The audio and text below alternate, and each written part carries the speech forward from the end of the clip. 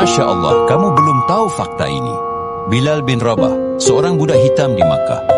Tubuhnya diseret di padang pasir yang membara. Batu besar ditindihkan ke dadanya. Tapi ada satu hal yang tak pernah bisa mereka hentikan. Lisannya, di bawah matahari Arab yang kejam. Bilal disiksa hanya karena satu hal, tauhid.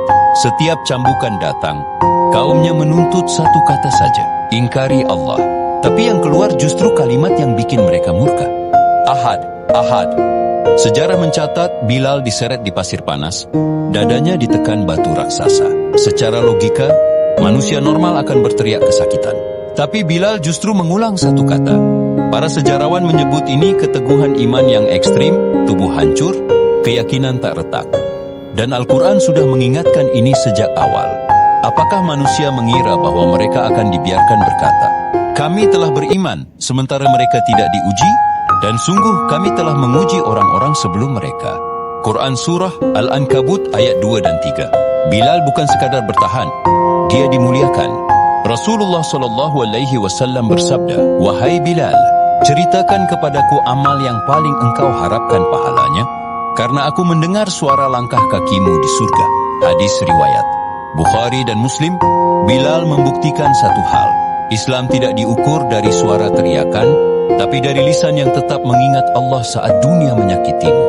Tubuh bisa diseret, tapi iman yang hidup tak akan pernah diam. Inilah ketegasan Rasulullah Shallallahu Alaihi Wasallam dalam menegakkan hukum yang adil. Suatu hari seorang wanita bangsawan dari Bani Maksum terbukti telah mencuri, namun orang-orang bingung dan saling bertanya. Mereka berpikir bahwa wanita itu sepertinya harus dihukum lebih ringan karena kedudukannya dari keluarga bangsawan. Kemudian datanglah Rasulullah Shallallahu Alaihi Wasallam yang mendengar perbincangan mereka. Kemudian beliau pun marah dan bersabda, wahai manusia, sesungguhnya yang membinasakan orang-orang sebelum kalian adalah apabila seorang bangsawan terbukti mencuri, mereka membiarkannya. Sedangkan apabila orang lemah dan miskin mencuri, mereka tegakkan hukumannya. Demi Allah, andaikan Fatimah putriku terbukti mencuri, niscaya akan aku potong tangannya.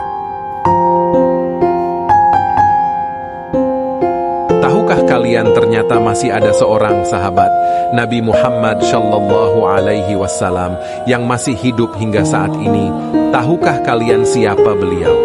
Dalam hati kalian pasti akan berkata, yang tergolong sahabat Nabi adalah orang yang pernah bertemu dan beriman kepada apa yang dibawa oleh Rasulullah. Bukankah pada saat Rasulullah diutus itu jaraknya hingga saat ini tahun 2024, berarti sudah 1413 tahun yang lalu? Siapa manusia yang bisa berumur sampai 1413 tahun bahkan lebih? Apakah ada manusia seperti itu? Jawabannya adalah ada. Bahkan manusia ini berumur lebih dari 1413 tahun. Beliau adalah Nabi Isa alaihissalam. Mengapa beliau bisa disebut sebagai sahabat Nabi Muhammad? Karena beliau sudah pernah bertemu Rasulullah dan mengimani ajaran yang dibawa oleh Rasulullah saat Isra Miraj di langit ke-7.